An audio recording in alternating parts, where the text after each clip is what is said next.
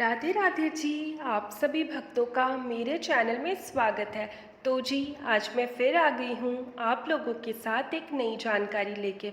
तो जी, एक सवाल मुझे आया था कि दीदी कैसे पता करें कि लड्डू गोपाल जी हमारी सेवा से खुश है या नहीं। तो मैंने सोचा क्यों ना मैं इस विषय में एक वीडियो बनाऊं। तो देखिए जी, पहले तो आपको ये समझना होगा कि लड्डू गोपाल जी की जब हम सेवा करते हैं, जब उनकी भक्ति में लगते हैं, तो चीज़ें अपने आप होने लग जाती है। मतलब कि ऐसा तो नहीं है ना कि जब आप लड्डू गोपाल जी की सेवा करेंगे और अगर लड्डू गोपाल जी को कोई चीज़ अच्छा नहीं लग रहा है तो वो आपको सामने से आके बोलेंगे कि मुझे ये चीज़ें पसंद नहीं आ रही है। या अगर आप कुछ ऐसी चीज़ें कर रहे हैं जो आप बहुत अच्छा कर रहे हैं तो लड्डू गोपाल जी खुद से आकर बोलेंगे। तो ऐसा तो नहीं होगा ना। अगर आप ये उम्मीद लगा के हैं तब तो देखिए आप कभी समझ ही नहीं पाएंगे। लड्डू गोपाल जी के साथ क्या हो जाता है ना कि जब हम उनकी सेवा करते हैं, उनकी भक्ति में लगते हैं, तो चीज़ें मतलब अपने आप होने लग जाती है। अब अपने आप कैसे होती है, आपको समझना पड़ता है। और आप कैसे समझेंगे? आप वैसे समझ पाएंगे जब आप उनकी भक्ति में पूरी तरह से लीन रहेंगे।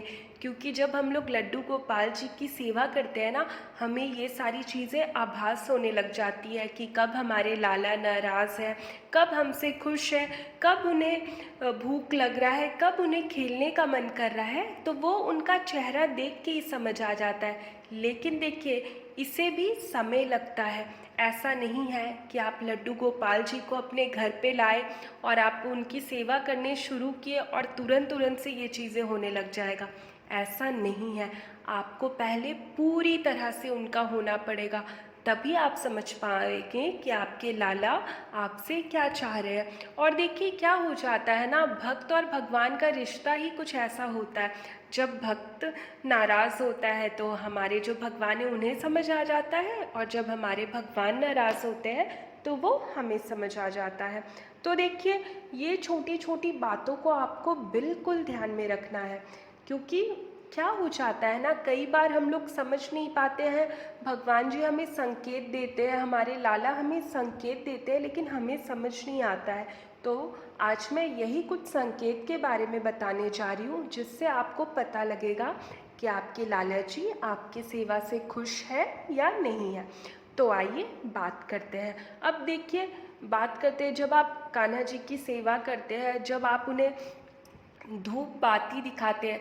आप सिर्फ दिया जला दे रहे हैं उनके सामने, लेकिन आप उनके सामने ना अगरबत्ती जला रहे ना धूप जला रहे, लेकिन आपको अचानक से एक बहुत अच्छा सा खुशबू आता है, इत्र का या परफ्यूम का या किसी फूल का बहुत अच्छा सा सुगंध आता है। तो समझ जाइए कि जो आपके लाला है आपकी सेवा से काफ़ी ज़्यादा खुश हो रहे हैं। या फिर देखिए, कई बार क्या हो जाता है ना कि जब हम लोग कान्हा जी की सेवा करते हैं, जब हम लोग लाला की सेवा करते हैं, और उसके बाद क्या हो जाता है कि अगर आपने उन्हें कोई वस्त्र पहनाया है, ठीक है, आपने उन्हें कोई वस्त्र पहनाया है और उन्हें वो वस्त्र पसंद नहीं आ रहा है, तो देखिएगा, या तो बार बार आपने जो उन्हें पहनाया है वो उनके बदन से उतरने लगेगा, या आपने जो पगड़ी होता है या जो भी मुकुट होता है वो गिरने लगेगा। तो समझ जाइए कि जो लाला को है ये वाली वस्त्र नहीं पहनना है। तो आप क्या करिए, जितने भी कपड़े हैं उनके, आप उनके सामने लगा दीजिए। उसमें से जिस पे आपका मन करने लगे कि नहीं मुझे यही वाला मतलब लाला को पहनाना है, तो समझ जाइए कि लाला वही कपड़ा पहनना चाहते हैं। तो देखिए, ये छोटा छोटा चीज़ है जो आपको समझना होगा। ऐसा बिल्कुल भी नहीं है ना कि लाला तो खुद से बोलेंगे कि नहीं मुझे तो आप यही पहनाओ, क्योंकि अगर ये चमत्कार हुआ तो आप तो फिर पक्का बेहोश होने वाले, कोई भी मतलब। तो ऐसा तो नहीं होने वाला है, इसीलिए चीज़ों को समझना पड़ेगा। तो देखिए, ये हो गया। फिर आप जब पूजा कर रहे हैं, अचानक से गौ माता का आ जाना, मतलब आपको आवाज़ आएगा कि जैसे गौ माता आवाज़ दे रही है और वहाँ पे आ गई आपके घर के आसपास, तो समझ जाइए कि लाला काफ़ी ज़्यादा खुश है आपकी पूजा से। तभी ये छोटे छोटे संकेत मिलते हैं। और इसको समझने के लिए आपको जो अपना भक्ति है थोड़ा और मजबूत करना होगा, तभी आपका और कान्हा का एक रिश्ता बनता है और आप ये सारी चीज़ें समझ पाते हो। जैसे आप पूजा कर रहे हैं, अचानक से आपके घर के बाहर में भिक्षुक का आ जाना या किसी ऐसे इंसान का आ जाना जिसे कुछ चीज़ों की ज़रूरत है, तो इसका मतलब भी है कि जो हमारे कान्हा है वो हमारी सेवा से बहुत ज़्यादा खुश है। वो चाहते हैं कि आप मतलब किसी की मदद करो, किसी की सेवा करो। तो ये भी एक सिम्टम है जिससे हम लोग समझ सकेंगे कि जो हमारे लाला है वो बहुत खुश है।